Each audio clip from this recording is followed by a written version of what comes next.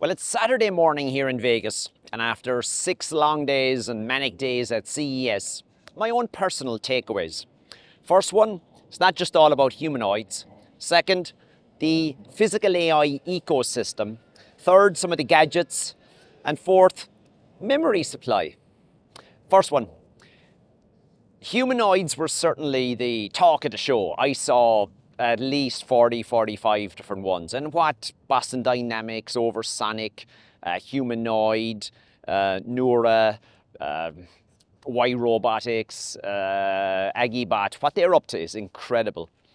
But I suppose the key takeaway for me was that, well, when you think of physical AI and robotics, look at what's there already today, all of the autonomous vehicles. And autonomous vehicles, like think of all the heavy machinery from John Deere and from Caterpillar, all autonomous. You then look at all the autonomous home robots for vacuum cleaning, for pool cleaning, the trolleys you see running around in airports and restaurants. That's all physical AI. And while the humanoids are like the sexy, cool thing, you know, someone's probably going to sell more autonomous golf carts next year than all the humanoids. So physical AI is a big ecosystem and lots of use cases. Second one, physical AI ecosystem. Now, obviously, NVIDIA have done a brilliant job, and when you have a physical AI, a robot, you need the brain, you need MPUs, you need sensors, you need actuators, comms, yada yada. And while NVIDIA have done a brilliant job being the brain of most robots, what DeepX are up to is very interesting. And also you have AMD with a whole new range of products. You have Intel with Panther Lake. You have Qualcomm coming out with their new stuff. And. So that game isn't over, or that race isn't over yet. There's a lot of room to run there. And then once you get into everything else, from the MPUs, the accentuators, the comms, the sensors, much more being pushed out to the edge, even like from the robot brain out to the edge, to the arm for local compute, AI compute. What Infineon, Analog Devices, ST Microelectronics and others are all up to there. Again, it is fascinating to watch that whole physical AI hardware ecosystem. You know, that's just amazing stuff. Gadgets. Now, I've been wearing a ring, an Oura ring, with 7 years, thanks to my wife. But the amount of rings that I saw around the show floor this year was like, wow, they're becoming ubiquitous. But what got my attention was there was a couple of them there, and they're using the ring as an input device. Now, Sony have been doing that in their VR headset for 2 years.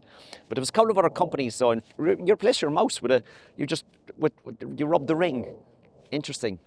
And another gadget category, exoskeletons. Now, I'm not talking about the big Iron Man kind of thing. These are small for hiking, for mobility support, for certain industrial use cases, primarily legs and hips and support, but also for shoulders, for lifting stuff. And it's not that they're all electronic. Some of them are just pneumatic. But there was a massive amount of those there. So I'm guessing we'll see a lot more people kind of wandering around with exoskeleton help on their legs in the next year. And the last one, memory supply. It's a bit weird. Chatting with a lot of the guys and folks that I know in the industry. A consequence of all of the build out with AI factories and AI data centers, they all want to use the latest and greatest high bandwidth memory. So most of the big memory providers are all switching their production wafer starts to high bandwidth memory. It's much more profitable. So everyone else who uses DDR5 and low power DDR5 for phones, for IoT devices in the home and factories, there's a supply crunch, and it isn't going to get better anytime soon. So the amount of people chatting over coffee and things down about what are you doing for memory supply in 2026 and 2027? Like, talk about a consequence of the AI boom. Who knew? Anyway, look, they were my kind of quick takeaways. I'll be doing a lot more detailed stuff in my newsletter at the end of the week. I also have my takeaways from my time here with Siemens during the week. And plus I'll be running a couple of online kind of Q&A sessions with folks towards the end of the month, just chatting about what I saw, what other people saw, answering questions and stuff. Anyway, it was manic. It was fun manic. But that was CES 2026, so time to head for home.